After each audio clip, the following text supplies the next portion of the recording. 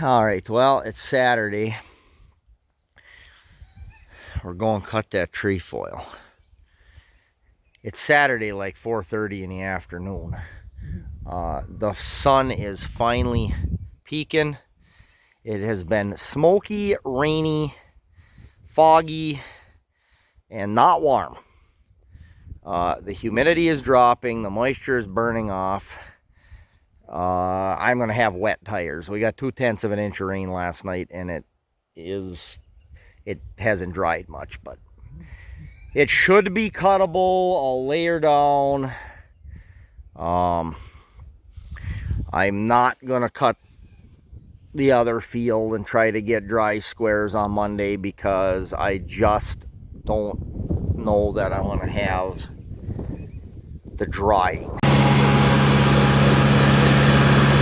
There's going to be a lot more hay here than what I figured there was when we were in the spring growth. Playing with my gate to get it to lay out. This is too wide, and I went too narrow in the corner. Think I got it now. That is a lot of trefoil. Too bad it's a little lowered as far as it is, but this guy ain't gonna complain.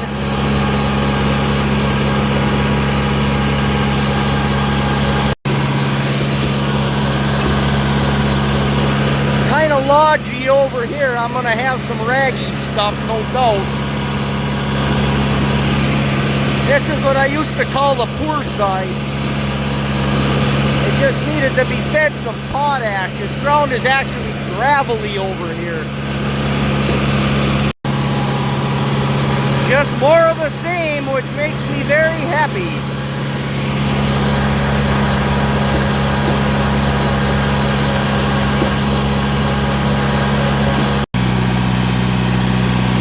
Well, there it is. It's only 3 acres, but it makes a lot of feed. I don't have 200 cows. It's kind of nice and sunny for a while. It's not anymore. Okay, so tomorrow, 85, 86, 10 to 15 mile an hour wind.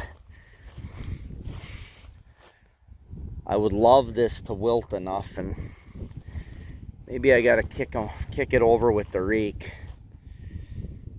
Center will dry out here, and I really don't need to double this, but maybe we let the top wilt down and then kick them into each other, or go single, or I don't know. And I figured I'd throw in a little clip of the sorghum sedan here. Not bad. I mean, it's got the moisture. It could use some heat now, but we've been getting plenty of water on it, so it's just at that point where it's about to go bonkers.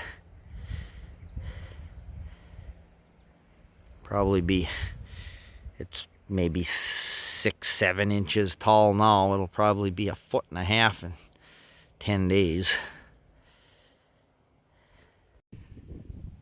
All right, well, here we are at 12:30 on Sunday. So this has been on the ground since 6 o'clock last night. Didn't get much drying on there. However, it came up bright, sunny, blue. Perfectly clear. The smoke haze is kind of cleared out, and I got this beautiful steady breeze, and about 82 degrees right now. Under the swaths there's like water, rainwater, dew water. It ain't gonna go anywhere. Now this is in the grassy stuff, but as you can see, it's wilting pretty well. Along the fence line, the outside, there's quite a bit of grass in the outside, so I'm gonna rake that in rake the second round into it and see what everything looks like, and then make up my mind if I'm gonna try to just tip these swaths over into each other and make them double, just get the bottom up where I can get rid of that free water, because I'm pretty sure a couple hours and I'll be in fine shape here. Okay, so what we're doing is we're running up against this edge to just tip it over onto that dry spot.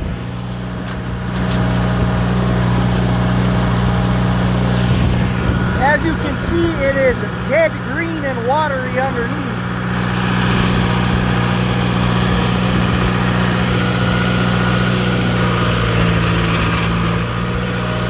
But I can see from the outside already, with this breeze and this sun,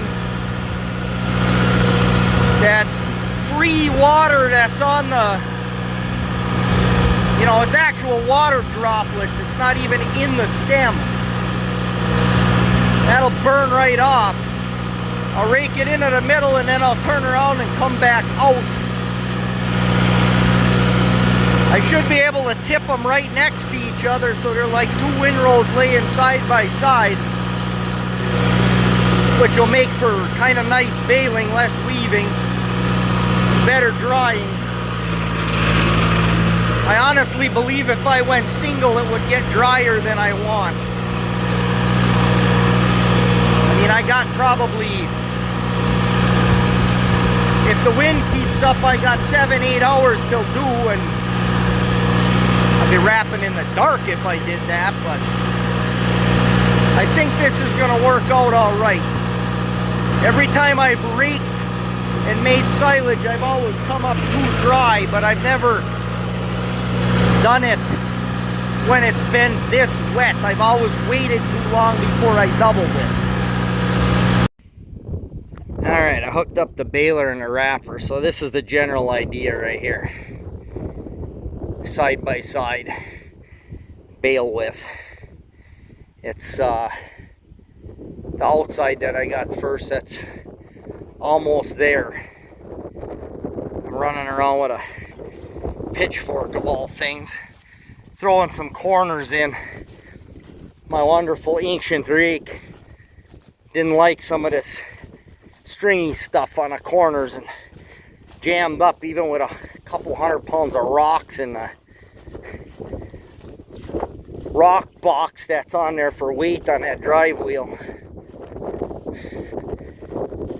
As you can probably tell, there's plenty wind. I'm just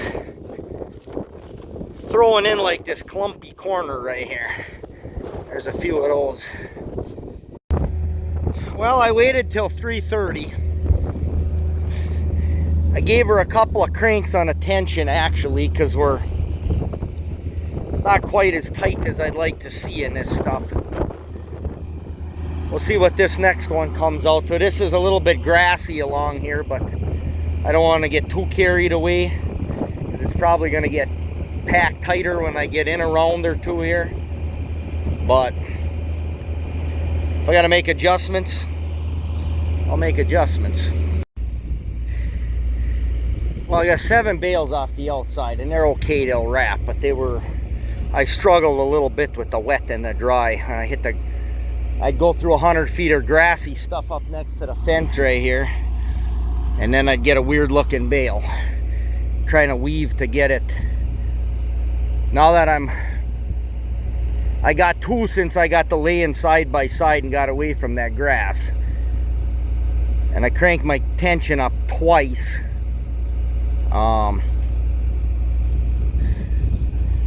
This thing is a brick.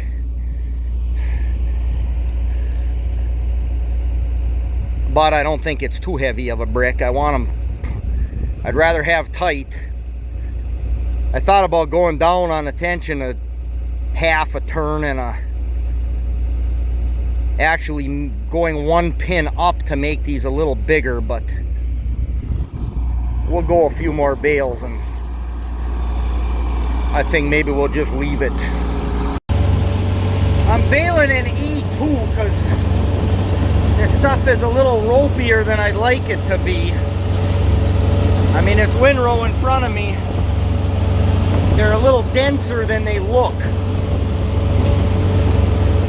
And doubled like this, you don't go far to get a bale.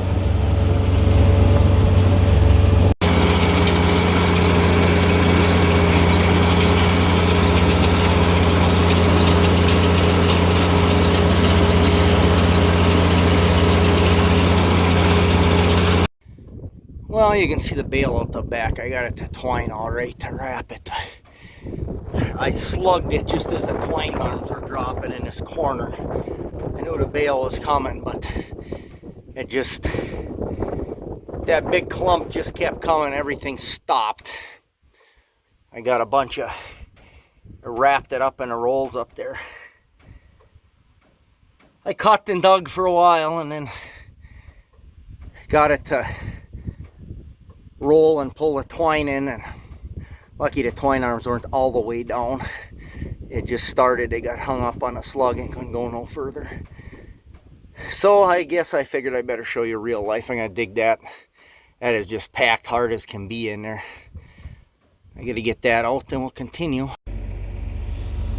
Yeah, there's 31 of them. That's 2 more than last year off of this field. And I got a 3-footer in there. I used to twine a 3-footer and wrap it, but the wrap overlaps and it's a raggy mess and it's not worth messing with it. I'll drop it over here and I'll throw it over the fence for the cows. They'll chew it right up, I'm sure. They got pasture right now till they don't know what to do with it, but they'll sit and eat that 3-foot bale down to nothing. Well, that's 20 wrapped right there. We got 11 to go.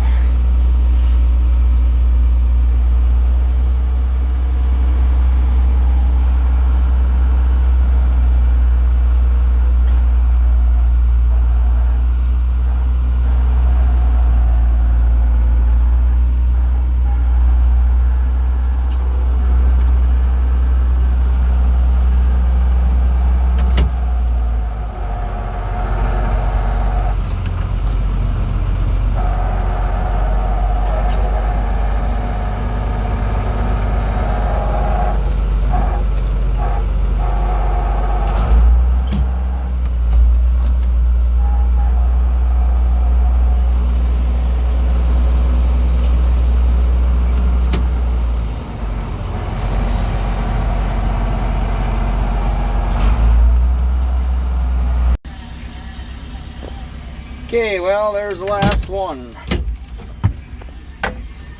We like the last one.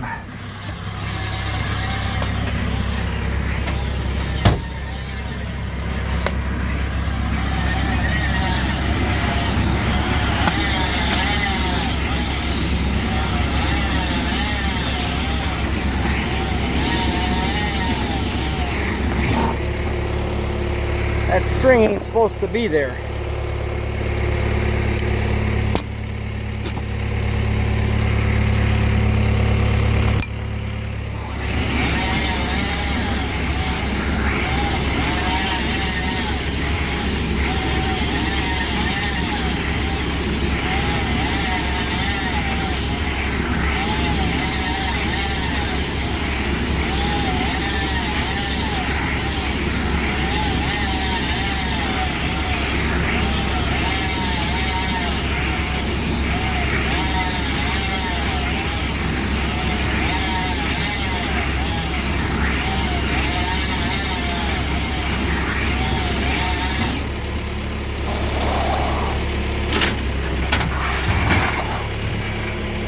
Now there we go.